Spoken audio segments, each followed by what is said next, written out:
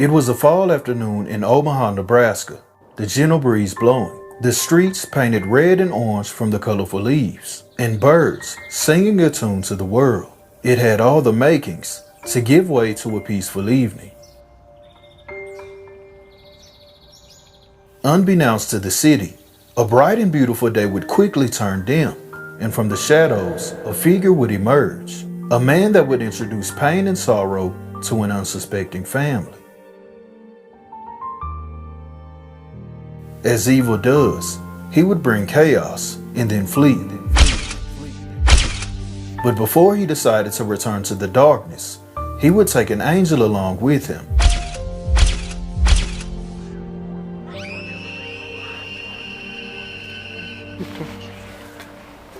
This is the story of Amber Harris.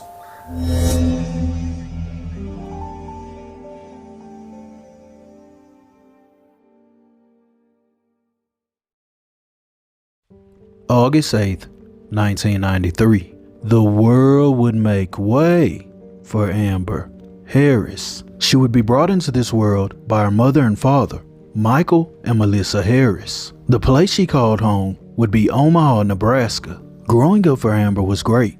She had loving parents, as well as loving brothers and sisters. She would be raised amongst 5 other siblings. From early on in life, she's described as being sweet and charming, someone who was both loving and concerned. As she began to get older, she would add more attributes to that list. She became feisty, someone who was outspoken. Amber was also aware of her personal appearance. She always liked to look her best, whether it be her clothes or her hair. She paid attention to detail. She was also one who didn't hold her tongue when it came to food. If her parents prepared a meal, she would always ask, "Is this done?" Although Amber was straightforward, it wasn't in a bad way. She was someone who wore her feelings on her sleeve, and if she felt a certain way, well, you heard about it. By the year of 2005, Amber Harris would be 12 years old. She was a 7th grader at BMC. She was described as a normal student with normal grades, someone who was caring, but also a lover of animals, someone who was a sensitive soul. When she wasn't busy with her studies or hanging out with family and friends, she enjoyed singing. So it comes as no surprise that when she grew up, she wanted to be a famous singer. But if that dream wasn't enough, she also wanted to become a hairstylist and help others look their best. She was someone who truly put others before herself, which makes what happens next all the more devastating. November 29th, 2005. For Amber, the day was normal. She had returned the day prior from her Thanksgiving break, and her studies continued.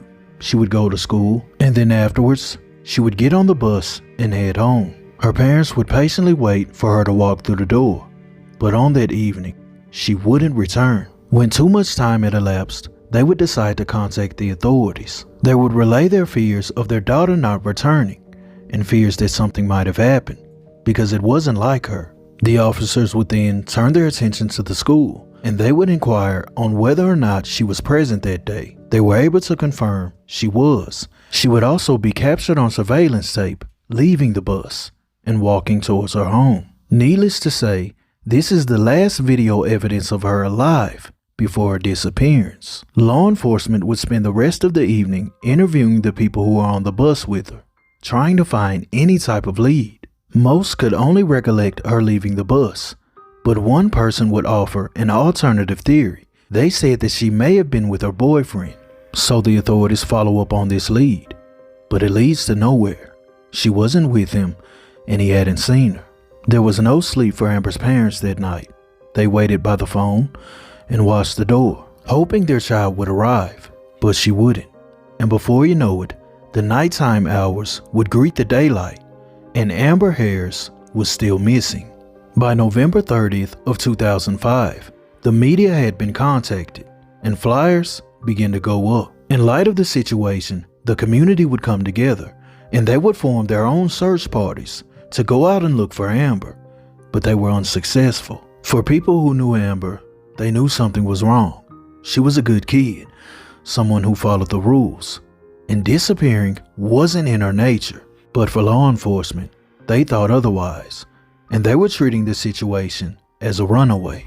The sounds of the community calling out the name Amber would echo throughout the forest and the local neighborhoods, but no one would answer. It was as if Amber simply vanished without a trace. December 5th, 2005. On this day, family and friends would announce a $1,000 reward for any information that leads to Amber's whereabouts. But despite a reward being offered, it does little to help. There's no new leads and no new information. It has now been days since Amber Harris exited the bus and never returned home.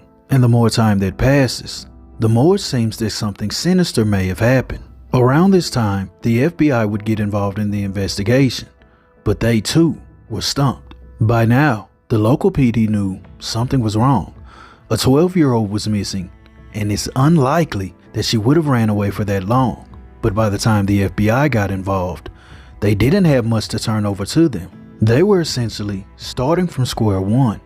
By December 13th of 2005, the community would hold a vigil. They would all congregate with one common goal: bringing Amber Harris home safely. As time continues to elapse, rumors begin to fly. By now, the locals are heavily invested in the case, and they've taken it upon themselves to do a little background digging on her parents. And what they find is unsettling. It turns out that Michael Harris, the father of Amber, had previous charges. Him and a few of his friends had been convicted of violating a woman many years prior. Michael Harris would serve 5 years for his role in this incident, and he would be released. At the time that the information came out, his children didn't know about this.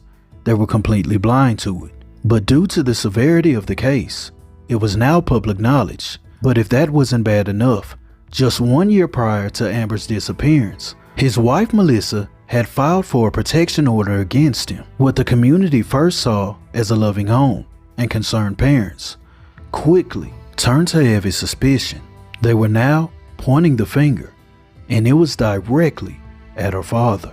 December would come to a close, and with it, the end of 2005. The family of Amber Harris would be forced to greet a new year without her. By the beginning of January, the FBI would announce that they were adding an additional $1,000 to the reward. As expected, tips come in, but none of them pan out. And just when it seemed that the case was going cold, they would receive a big break. February 14th, 2006. On this day, a property manager is cleaning out a boarding home.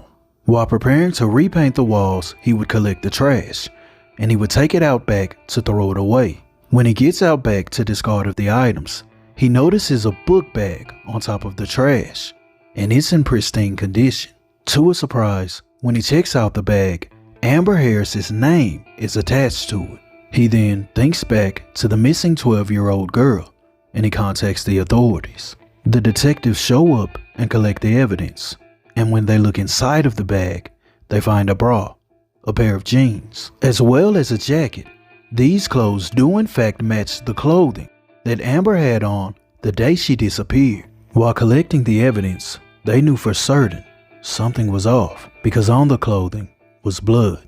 This story just got a little bit darker.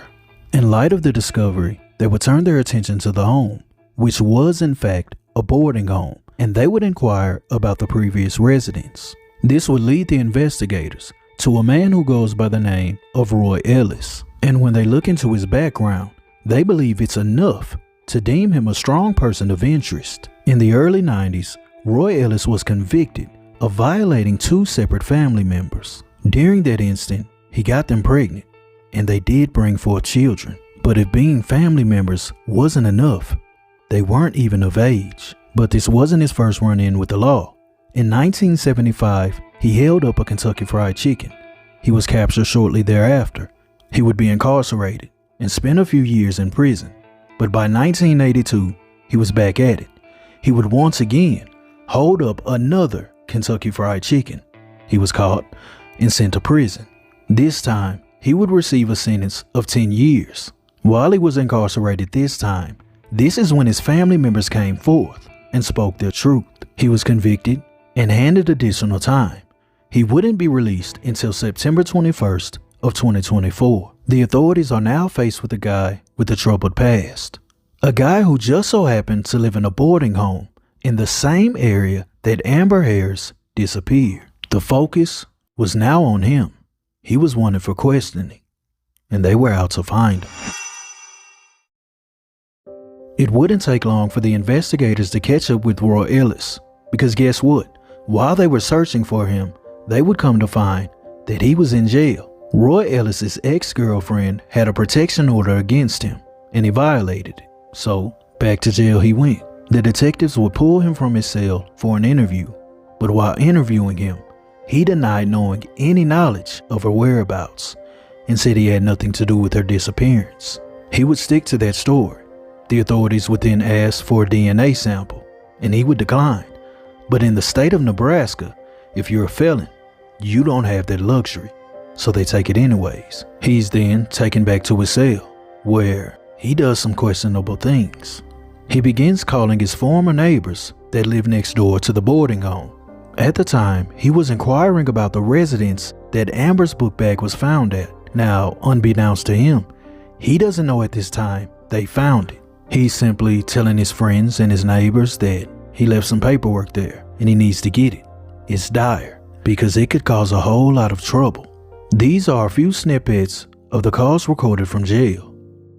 In call number 1, Roy Ellis mentions he needs to clear his trail, but also retrieve some items. I got things I could do, things that's in the way right now that could really cause destruction, something to hurt me. Things I need to get out of here and take care of. And that's simple as that. I need to get up out of here. There's some other things, man, that I, need to take care of before. I can't talk over the phone, but you know what I'm saying? I need to my trail, you know what I'm saying? And I can't live too much longer but something that is important, and I know I should have never been separated from it. So I had that the last time I was there. In call number 2, Roy is trying to make sure that no one has been to his previous residence. It's been, I wanted to say, have it been pretty quiet around over there at Gino's in the house? Yep. Ain't been nobody there. In the final call, he makes mention that he's been watching the news, and he's seen the story about the girl who went missing. What the hell about little girl? In this world of ours, and we made everything the shape of the clouds. Although the call seemed suspicious, it's not enough to directly implement anyone in anything. The authorities would continue to investigate this guy. They were hoping that he would remain behind bars while the investigation continued, but he would be released. By March 26th of 2006, he was once again a free man. And just like that, the only strong suspect they had was walking freely, free to leave the city if he wanted to. Deathly dust settles in everything. Used to veil down. There's not much that we can do. The chase of dread. No promise in this broken land. A fool or a saint. Let reason prevail in this world of ours. We can do what we want to, if only we see it. We can color the sky and just how we want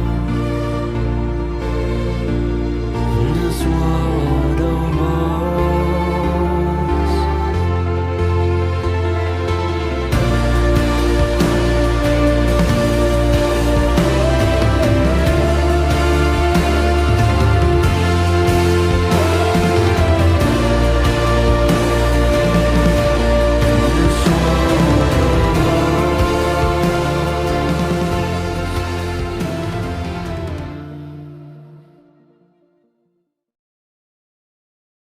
On the day that Amber Harris's book bag was found, the articles of clothing contained another set of DNA that was Amber's and someone else's.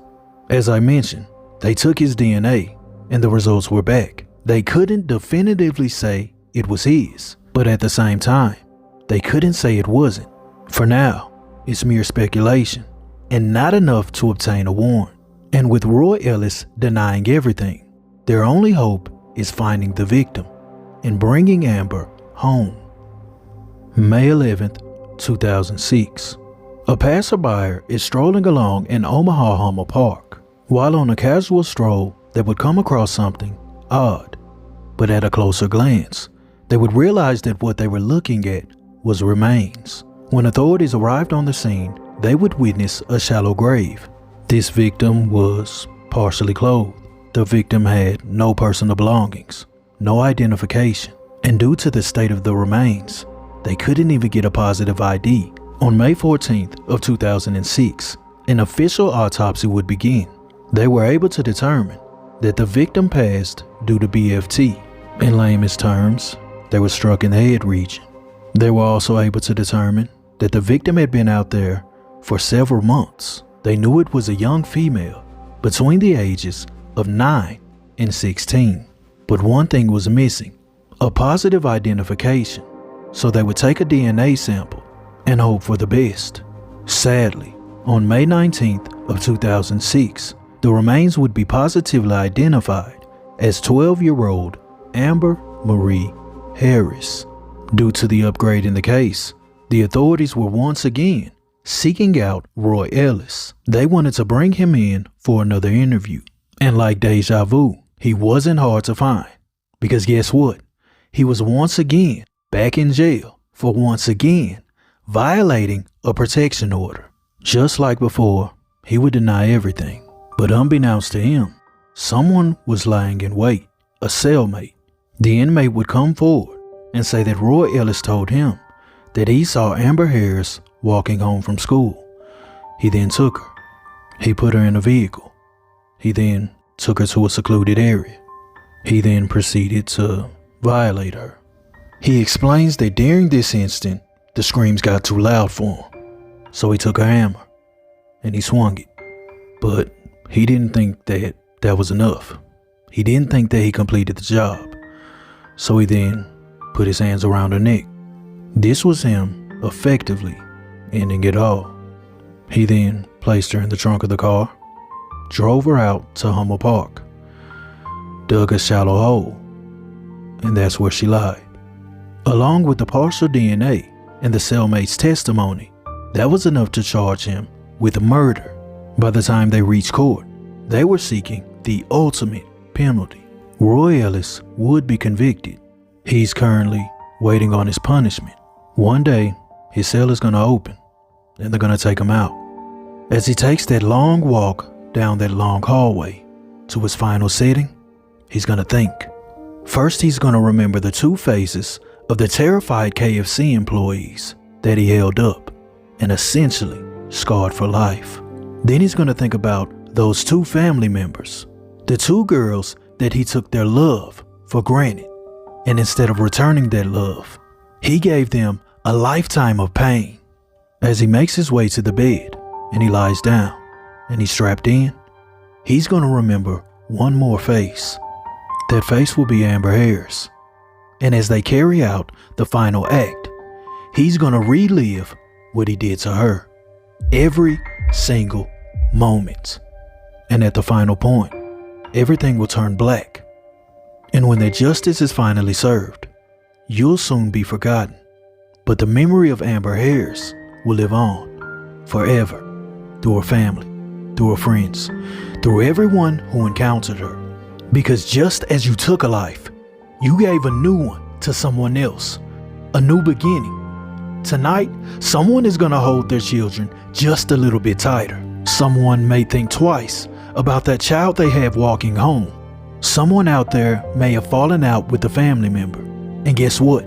Tonight, they may make that call to end that feud because life is short. You've shown us that already. And when it's all said and done, you truly made a change. You just didn't know it. From ashes to ashes, from dust to dust. In life you gave, from death you took. On silent nights, the memory of you seems so far.